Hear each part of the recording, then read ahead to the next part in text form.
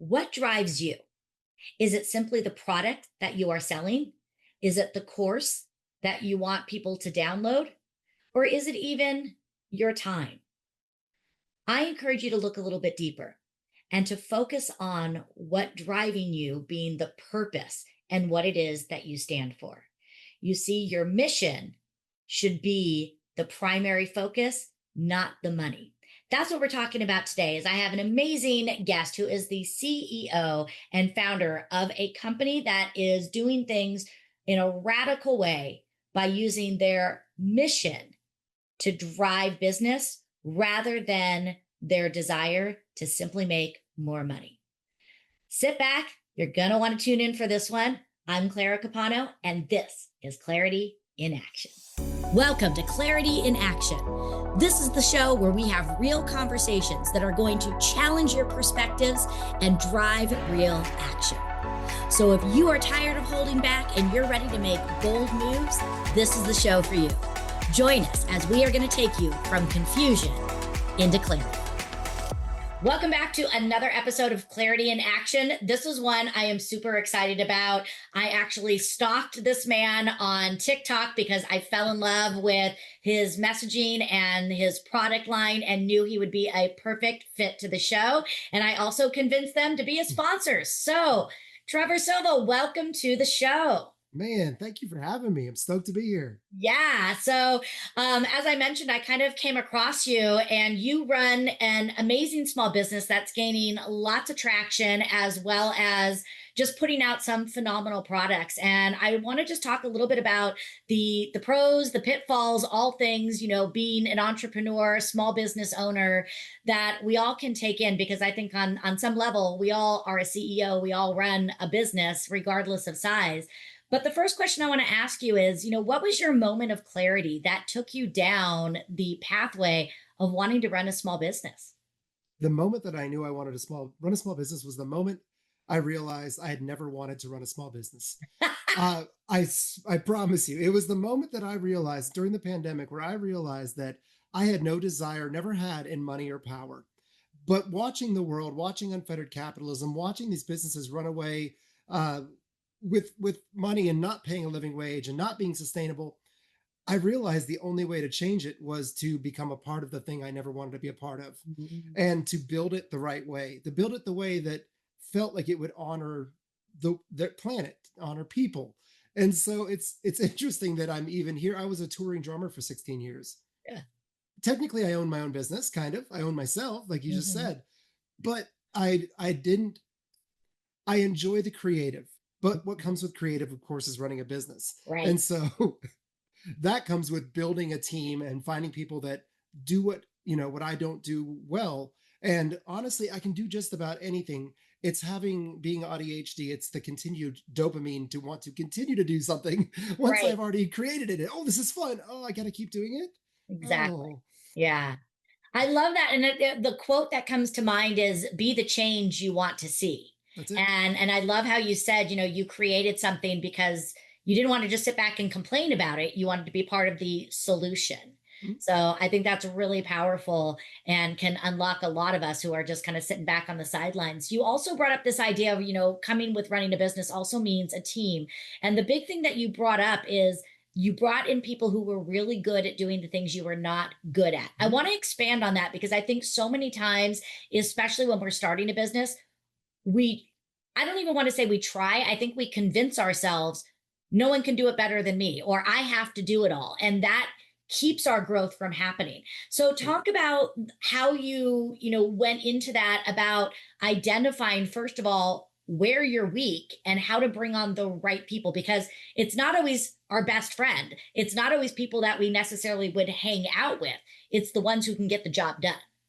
Now this it all and yeah, it all stems from my time being a musician, being a touring musician.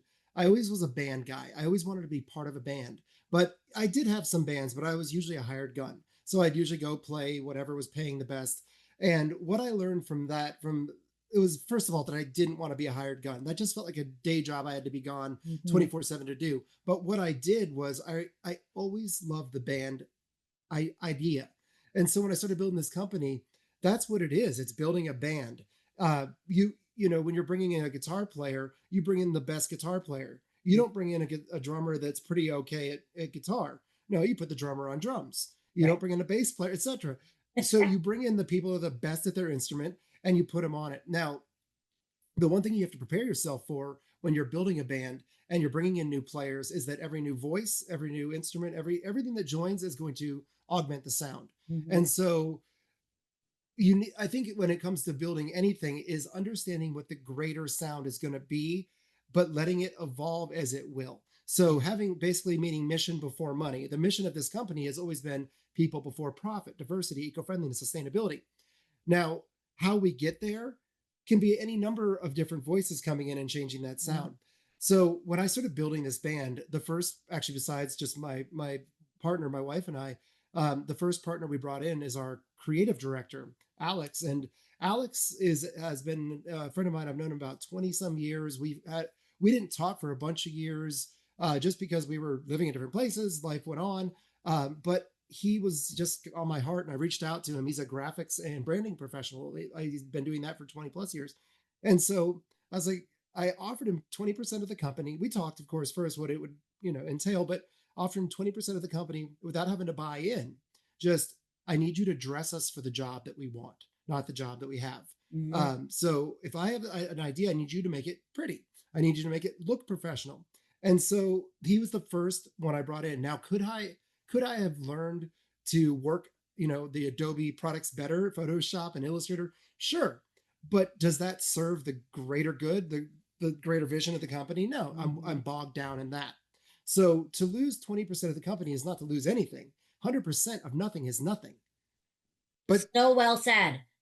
Yeah. so, I'm getting rid of 20%. I'm actually investing 20% in my own part of the company. Yeah. And so after that, we brought in our lawyer who is not with us anymore. We actually moved out of his realm of practice, and he knew it. And at the time we did, he was like, listen, he bought into the company. He left his buy-in behind because he believes in the company.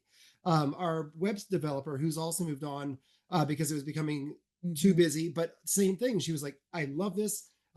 She didn't buy in another one that I was like, services to owe to the company, but moved on because it was getting to be something she couldn't keep up with. But the fact was that as partners came and go, they were always the fit that we needed for what we needed at the time. They were able to give what they could give to it, and left on good terms always. Yeah. And even now, our team is four owners, Mhm. and we have our creative director, and then I was always doing our production, and I was in the lab in the facility doing production stuff. Well, our newest owner that came into the band, he's now running our entire production floor, so I'm able to do all the creative and Mhm. futuring. Yeah. So yeah, I think that the band mentality, if So good. there's always going to be issues, there's always going to be stuff you run across because there's personalities and all the stuff that will hit clash. Mhm. But I think that's where you really just follow your gut, and people, even if you try to pretend you don't know them, and Yeah. find the right people to build a great band. Right. What I love about this, and such a great analogy that I think people can really connect with, is at the heart of it is you are making decisions that are the best for the company. And I think a lot of leaders miss this mark. They make decisions based upon themselves, their ego, what sounds right to them, and they forget that they have to look at the organization and every decision. And I love how you beautifully put in that it wasn't a cost of 20%, it was an investment. I have people all the time and they look at, oh, I don't want to, pay $1,000 for this class. And it's like, it's an investment. And if it's going to help you make more money, or, working with people who, don't want to pay that franchise fee or whatever. And it's like, but what is that going to get you? And you really put that so beautifully. Yep. So thanks for bringing that in. One of the other things that really caught my attention with you, and you've spoke on this, is that when you were looking at just the whole thing, it just wasn't working right. And you wanted to create something, and you said this, it's about people over profit.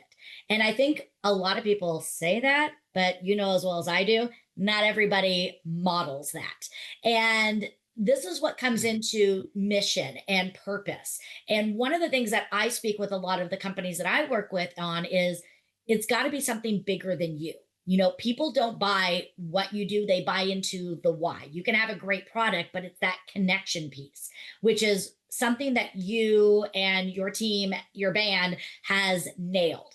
I think a lot of people, though, are hesitant to speak out on their purpose out of fear of alienating. And oh, we're going to push this person away. We're not going to be able to sell product to them. And how did you kind of get over this idea of holding true to your identity, your voice, what's right in your heart, knowing that that might cut out a third, even 50% of the buying public? I mean, I think that comes back to the fact that money and power were never the objective.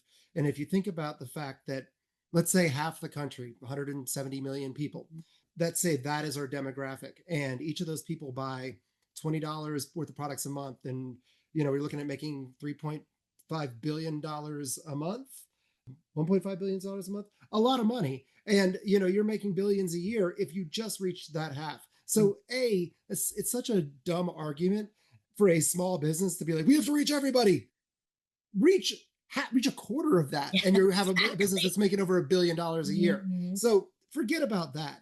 But let's think about the fact that when it comes down to reaching customers, there's something awful that happens in the fast fashion industry is that I'm not going to name names, but the big brands, when they have past seasons of product, they'll cut them up and they will make sure that nobody can go in a dumpster and get them, so that homeless people aren't using it, and it ruins their curb appeal, that it makes them look cheap.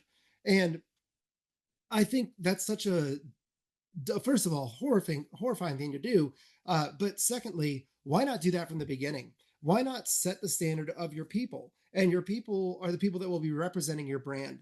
And so if I don't want to hang out with bullies, I am, we won this year the Allied Business of the Year for the Tennessee Pride Chamber, and the greatest award I could ever want to win. I don't want to win any other awards. That means that people of the LGBTQ plus community feel safe here, and they feel safe with our brand and our business. So it's about building a community where everyone feels as if they belong because they do, and that they're safe. It's a safe space as a business. Yeah. So to lose customers, we didn't lose anybody. They were never our demographic to start with.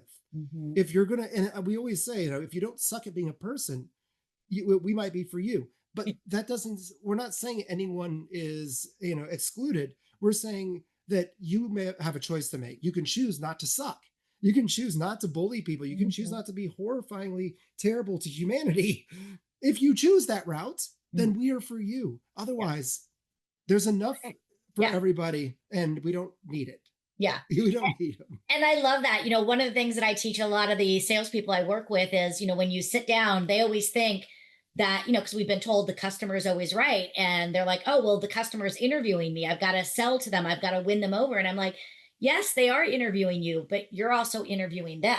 And I lay it out. One of three things is going to happen today. We're going to like each other and work together. I may not be your cup of tea, and that's cool. Or the third thing is, if I don't feel I can get you to your goal, I have an obligation to tell you that and not take you on as a client. Sure. And be okay with that. Again, like you said, it's okay. There still is enough for all of us. Clarity in Action is proudly sponsored by Telehealth for Her, where women's health finally gets the attention it deserves. At Telehealth for Her, they offer professional, comprehensive medical care designed to optimize your hormones, restore your gut health, and boost your energy. Because let's get real.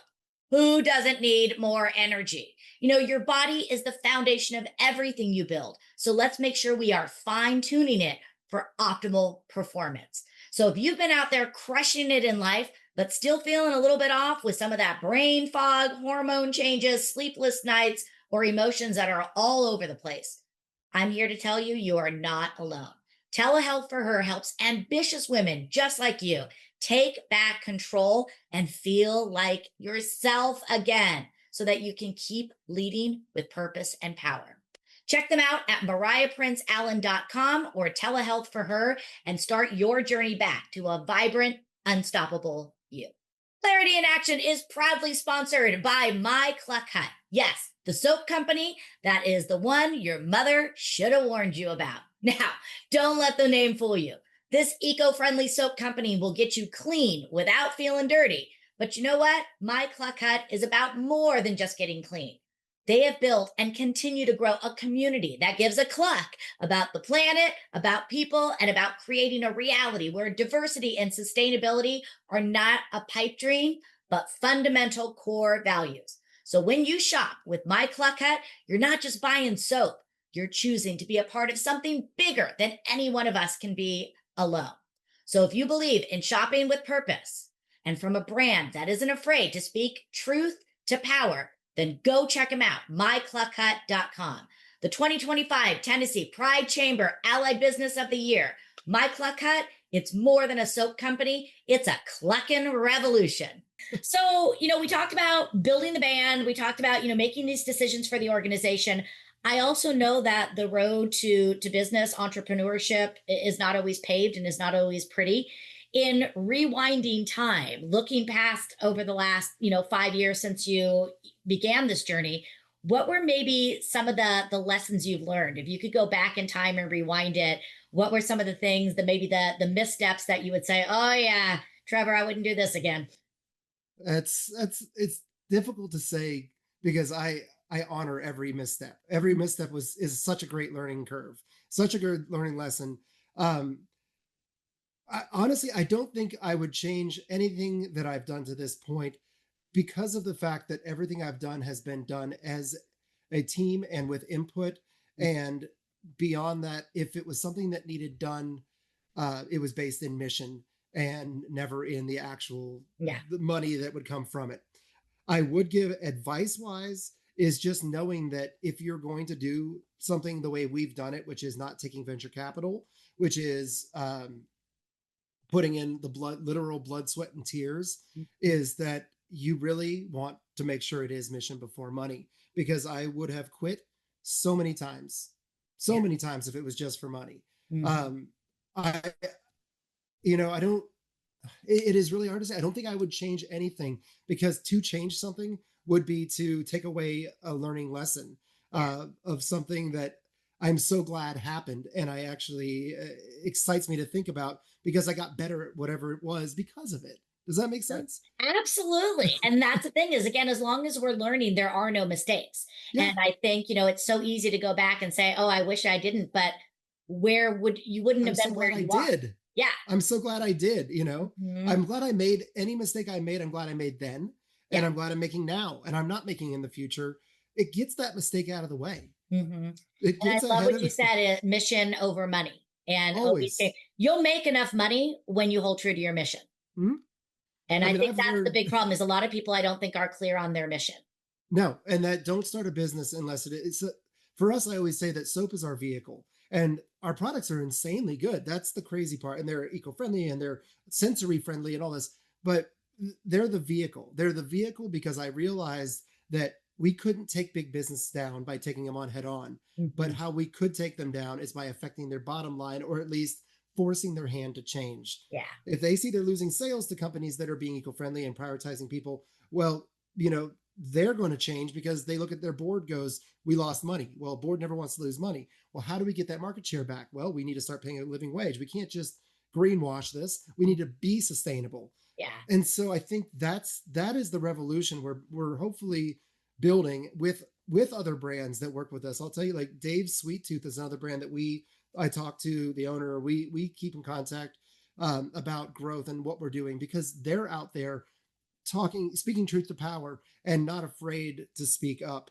The thing is, what we're up against is bigger than business. What we're up against in this authoritarian fascist state that is forming is an ideology that never wins. Mm. And it doesn't win in business. You can't run a business like an authoritarian and win. Look at the man that's in the seat right now in presidency. He's ran every business like an authoritarian and he has bankrupted 6 of them. It doesn't work. Right. And so we're seeing it in real time. We're watching our economy slide. We're watching a recession loom. We're watching all this stuff happen because of a man who runs it like an authoritarian fascist. Take that as the biggest hint and learning lesson ever about running a business. Yeah. It can't be done.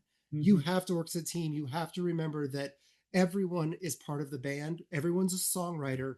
You do have the mission. The mission is set, but the product is just the vehicle to get you there. And if the Yeah. mission aligns with the balance of the universe, if you will, you're on So the good. right track. So good. You know? Trevor, you just brought up so many great things, points. Again, the idea of looking around and do you have the right band, making sure that you have the best of the best surrounding you. Love the idea of, again, mission over money. It just, what you're doing is just, it's really refreshing. It's really eye opening. And I think for anyone, it's just, again, a really good way to look at, are we making the right mark? Are we doing the right things? And again, investing our time, our energy, our focus, our love in all the areas. And I would love to just ask, what is next for the company? What are some things you guys are working on now? This is the idea of this was always to build an umbrella where other businesses who share our ideology, who want to change the world in their corner. I've put the time in, and this company, has put the time into building all the back end, to making sure all the structure and the processes are in place, that we have the people from lawyers to our CFO to accountant, all this stuff in place. Because the reason we're able to do what we do the way we're able to do it is because we don't have to answer to anybody, financially speaking. We don't have investors, a board just to answer to. Yeah. And a lot of small businesses, unfortunately, they get forced into a predicament where they get money, they're able to do things easier, marketing, etc. We've never paid for marketing. At this point, it's all been organic growth. And they're able to do that easier, but at the cost of possibly, most likely, losing their ideology, losing their values. Little things like we have a shrink wrap that we use on our elbow grease and our no mosquito grease, and it is a plant-based shrink wrap. It's biodegradable. It's 15 cents more per than a plastic one. Now, under somebody who is a financial investor, they might say, go with the cheaper one because we need to make money there. I would rather the customers that know that be more willing to shop with us because they know that. But also, when other businesses are at that precipice, that they're at that point, I would like to be able to bring them in and build an umbrella where we can then provide the services as far as like the structure, the processes we built, and bring them into the fold where we can then help them to grow without losing their soul, growing their ideology. And the goal has always really been right now, just fighting back everything that's happening. It's wild and awful out there. But the big goal is to build, I hate to even use their name, but an Amazon of small businesses, like Yeah. a community of small businesses where people know it's like the little blue cart, like they're Hmm. doing same, and we're on there with them because we love what they're doing. They're finding progressive businesses that aren't afraid to speak up. Right. So that's the idea: is we find this, we change the world by basically creating the reality that we want to see. If we don't like the reality, let's create a new one. And if I'm able to do that, I want to do it for everybody that wants to be a part of it. So cool. I love it. So, Trevor, thank you so much for your time today, for your lessons. I know great things are even ahead, and I can't wait to stay connected with you. And my products are on their way to me, so they're gonna be. I can't wait. I should have them any day now. I have one last question for you, and then I will let you go on to creating greatness out there. And that is, sitting where you sit today, learning everything you've learned up to this point. How do you define success for yourself? Yeah, success is joy has to be a part of it. And I think that's the problem, is chasing the things that don't matter, like money and power. The Mhm. reason so many people chase them and they never fill them is because that's not the void they can't fill the void in their life with it. Yeah. And so I think that success means being true to yourself, knowing who you are first and foremost, because you will never fill any trauma, any hurt, any voids in your life with money or power.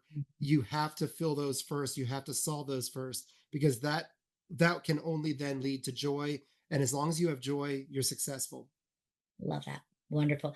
Well, thank you again. Just continued success. All the best to you. And can't wait to Thank meet you you. in person when I'm in your neck of the woods next year. That's coming. All Yeah. right. Thank you so much, Claire. Thank you for having me. I really, really love so much of what Trevor was talking about. So many of the things he did is first, I love the analogy of the band. I think we've heard that you got to have the right people on the bus, you got to have the right people in the seats, but there's something maybe because I love music as well. And I was a singer in a previous life, but the idea of you want the best drummer, you want the best vocalist, you want the best bass player, and bringing those in and tying those in. You, in your role, just have to be the best for your role. You've got to fill your band with the other people that are the best. And then tying this to how you are making decisions. Your decisions have got to feed in with what is driving the organization. What is your ultimate goal? And making decisions based upon the health and wellness of the organization, not just you and your ego. So, doing that, because sometimes what we personally don't understand or can't do, what we would maybe do for ourselves could be very, very different than what we need to do for the organization. I love what he talked about, the idea of looking where you are investing. The example he gave is he paid out a 20% ownership in the company. And a lot of people might say, oh my God, that's going to cost me. But what is that investment going to bring you? And that's what we really have to do is we have to start really looking at not just our dollars, our energy, our time, our bandwidth. And all of these things are investment. I love when he talked about no mistakes and everything was a lesson, and that he's so grateful that these missteps happened because he's stronger because of them. And then the last one, mission over money. If you focus on the why, if you are very clear, you hold true to your integrity so that at the end of the day, you can look at yourself in the mirror and say, I made a difference and I did the right thing by what is right for us. That's really the heart of it. And the right people will connect with your mission, your purpose, and then ultimately your products. So let your mission drive you, not your need to get more money. So I hope that you found this valuable. I highly encourage you to go check out their products. They are absolutely fantastic. They make wonderful gifts, not just for holidays and birthdays, but client gifts, just because gifts, and everything in between. And also giving your own personal life, your own personal self, a little gift of taking care of all of that. So go check them out at mycluckhut.com. Thanks for being here. Make sure to share this, like, follow, and keep tuning in every week. I'm Clara Capano, and this has been another episode of Clarity in Action.